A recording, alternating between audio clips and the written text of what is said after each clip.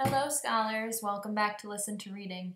If you remember, the last time you came to Listen to Reading, we started talking about fantasy and what makes a story a fantasy. And we talked about how fantasies are fiction, meaning they are not real and they are made up. However, they're not like historic fiction and they're not like realistic fiction because they're stories that are made up that actually could not happen. Now, they could not happen because they have things like magic, magical powers, magical creatures, other worlds, talking animals. Any of those things that could not happen in our real world are fantasy. So, we started reading James and the Giant Peach, and I chose James and the Giant Peach for Listen to Reading because James and the Giant Peach is written by Roald Dahl, who also wrote Matilda, which is our current read-aloud book. We're using our Listen to Reading Center as a lesson and a practice for your work on writing assignments and your evidence assignments, and also just to enjoy the story. So as I read, you need to have this book and this video up the whole time that you're listening and be following along with your eyes as I point to all the words. So we're starting at chapter 3. When we left off, James had lost his parents and he had moved in with wretched Aunt Sponge and Aunt Spiker, and they were very mean to him and they were very unfriendly and unpleasant people. Kind of like the Wormwoods. So, or if you want to think back, kind of like Maniac McGee's situation when he had to move in with Aunt Dot and Uncle Dan. So, kind of similar connections between the books. Let's begin. Chapter 3. It was at this point that the first thing of all, the rather peculiar thing that led to so many other much more peculiar things happened to him. For suddenly, just behind him, James heard a rustling of leaves, and he turned around and saw an old man in a crazy dark green suit emerging from the bushes. He was a very small old man, but he had a huge bald head and a face that was covered all over with bristly black whiskers. He had stopped when he was about 3 yards away, and he stood there, leaning on his stick and staring hard at James. When he spoke, his voice was very low, very slow and creaky. "Come close to me, little boy," he said, beckoning James with a finger. "Come right up close to me, and I will show you something wonderful." James was too frightened to move. The old man hobbled a step or two nearer, and then he put a hand into the pocket of his jacket and took out a small white paper bag. "You see this?" he whispered, waving the bag gently to and fro in front of James's face. "You know what this is, my dear. You know what's inside this little bag." Then he came nearer still, leaning forward and pushing his face so close that James could feel breath blowing on his cheeks. The breath smelled musty and stale and slightly mildewed, like air in the old cellar. "Take a look, my dear," he said, opening the bag and tilting it toward James. Inside it, James could see a mass of tiny green things that looked like little stones or crystals, each one about the size of a grain of rice. They were extraordinarily beautiful, and there was a strange brightness about them, a sort of luminous quality that made them glow and sparkle in the most wonderful way. "Listen to them," the old man whispered. "Listen to them move." James stared into the bag, and sure enough, there was a faint rustling sound coming from inside it. Then he noticed that all the thousands of little green things were slowly, very, very slowly, stirring about and moving over each other as though they were alive. There's more power and magic in those things in there than in the rest of the world put together, the old man said softly. But what are they? James murmured, finding his voice at last. Where do they come from? Aha, the old man whispered. You'd never guess that.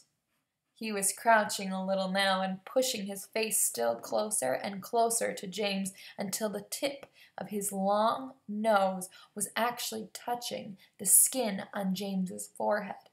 Then suddenly he jumped back and began waving his stick madly in the air.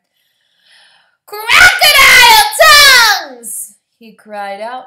1,000 long, slimy crocodile tongues, boiled up in the skull of a dead witch for 20 days and nights with the eyeballs of lizards, and the fingers of a young monkey, the gizzard of a pig, the beak of a green parrot, the juice of a porcupine, and 3 spoonfuls of sugar.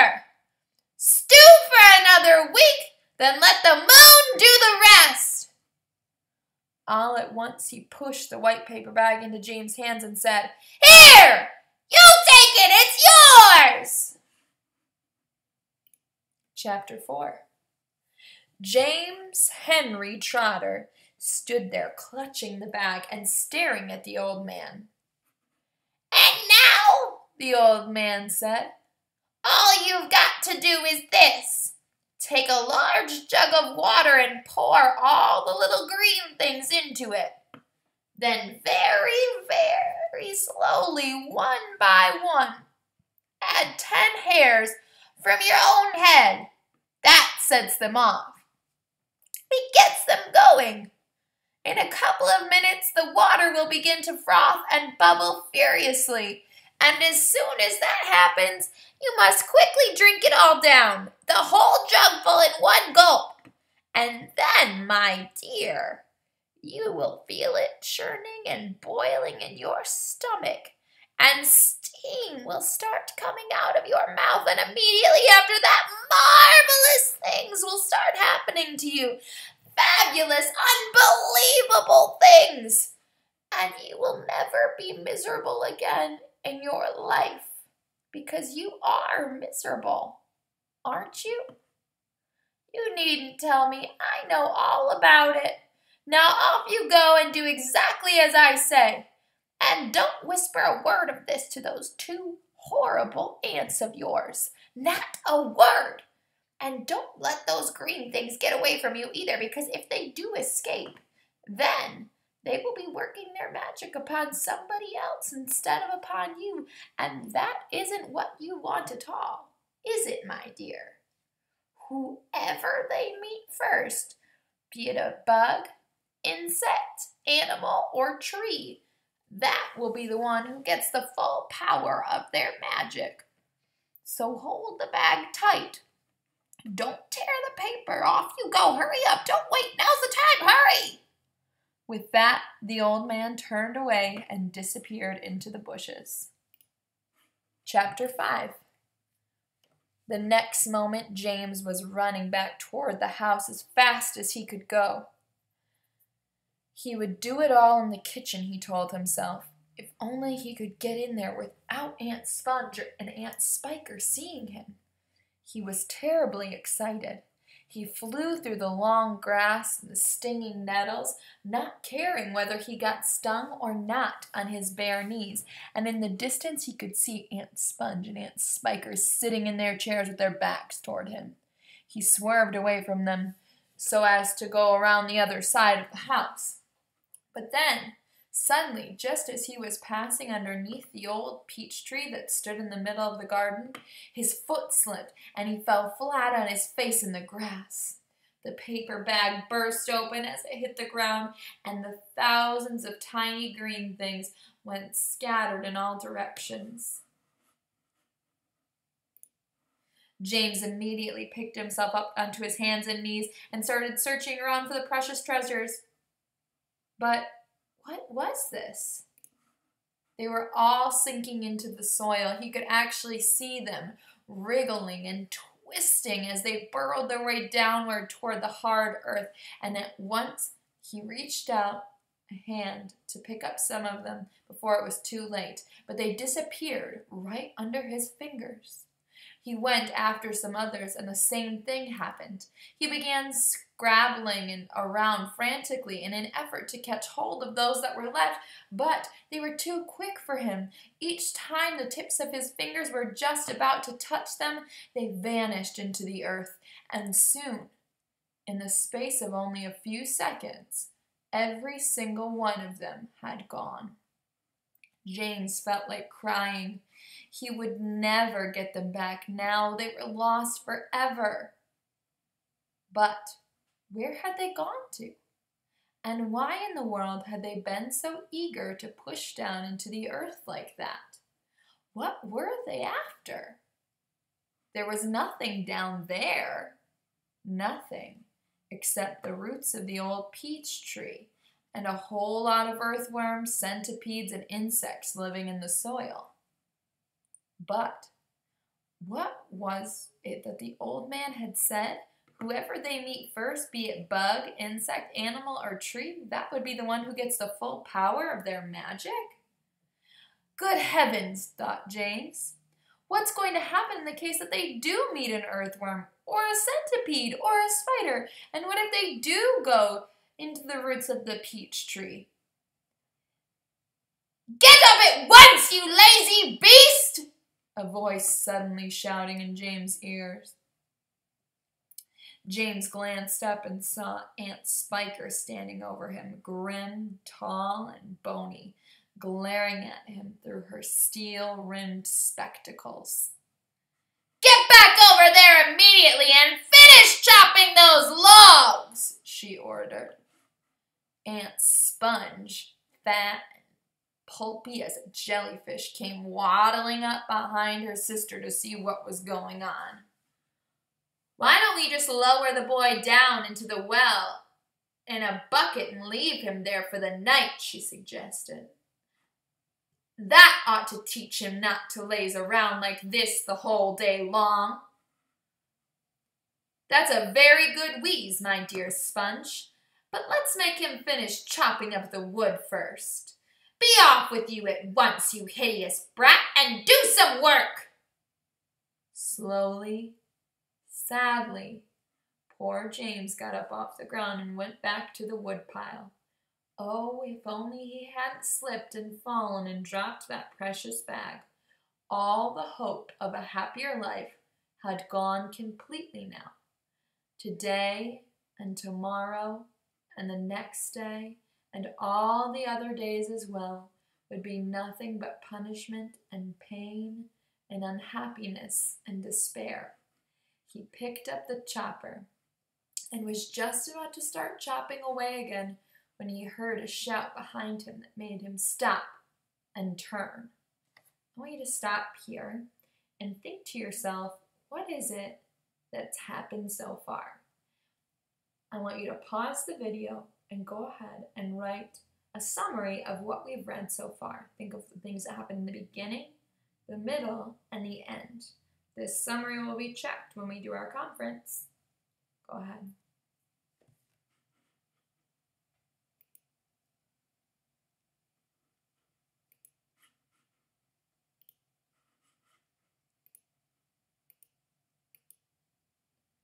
All right, if you're back, that means that you paused your video and wrote your summary. And now that we stopped in this very suspenseful spot, we are going to work on our work on writing 2. Now we're writing an example using James and the Giant Peach, but when you go to actual work on writing, not the practice work on writing, you're going to need to write your own on Matilda, not James and the Giant Peach. So we're going to go over here. I'm going to make myself a new document. And work.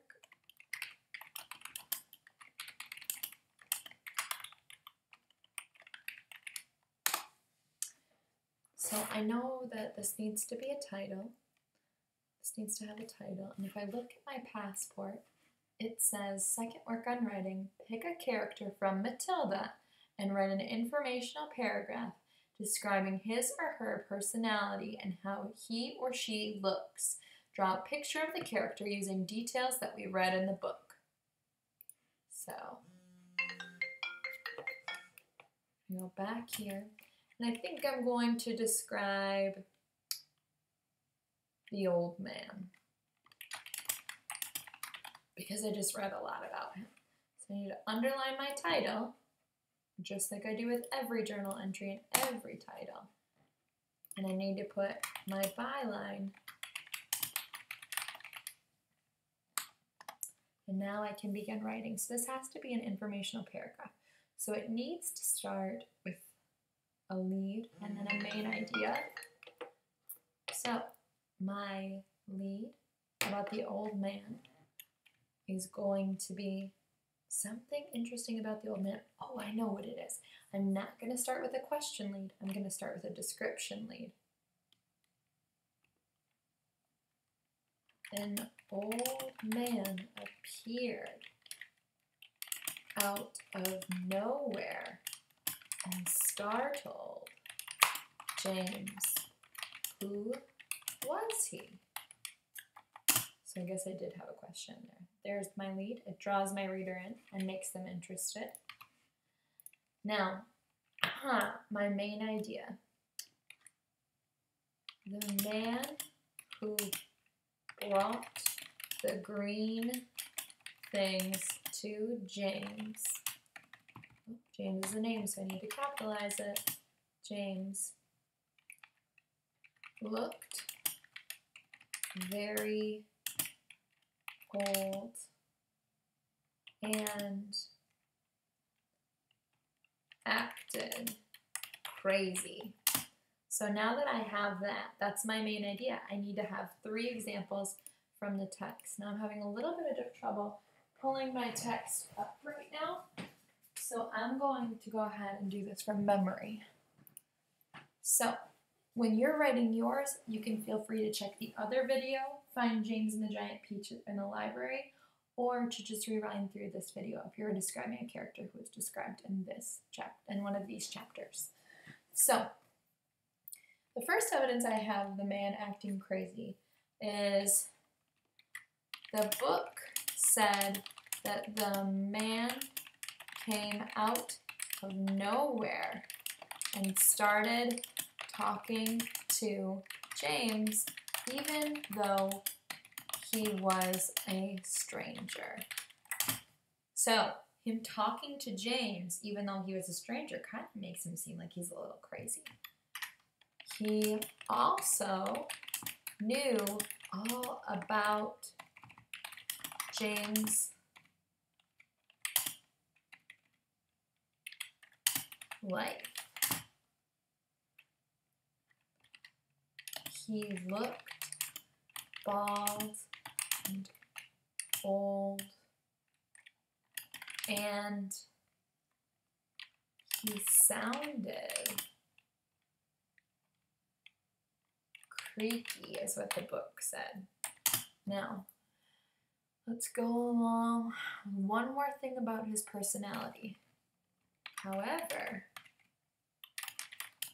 he was also kind to James because he wanted to help James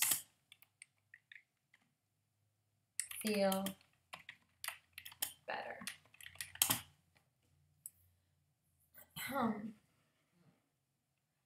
Now, I need to rewrite my main idea at the end of my paragraph. My main idea is right here. The old man who brought the green things to James looked very old and acted crazy. Copy that. I'm going to put it down here. And now I've got my full informational paragraph. An old man appeared out of nowhere and startled James. Who was he? The old man who brought the green things to James looked very old and acted crazy. The book said that the man came out of nowhere and started talking to James even though he was a stranger. He also knew all about James's life, and he looked bald and old. He sounded creaky. However, he was also kind to James because he wanted to help James feel better. The man who brought the green things to James looked very old and acted crazy. So there's my paragraph, but it also says that you need to draw a picture to go with it. So I'm going to go ahead and draw. So it said that the man was old and that he was bald and he had a big forehead. So I'm going to draw this big bald forehead right here. Here it said he had a long pointy nose. So I'm going to draw his long pointy nose. Okay, now I'm going to give him a little hair around the sides.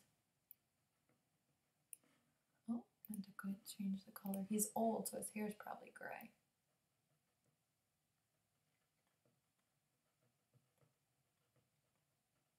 The book didn't say that, but that's an inference that I made. Now he needs to have a little eye here.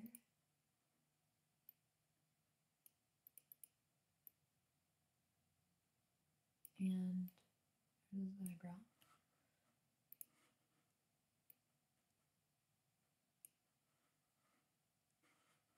And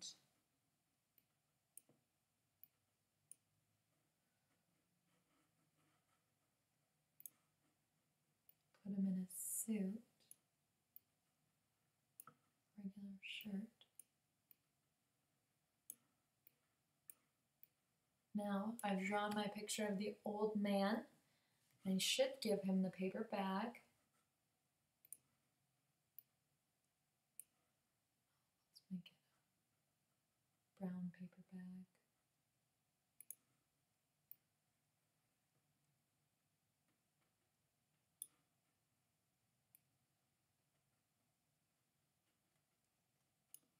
And inside the paper bag, I'm going to show all the little green things.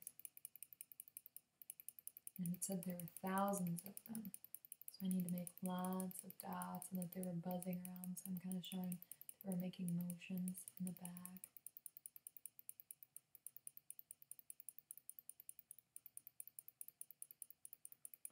All right.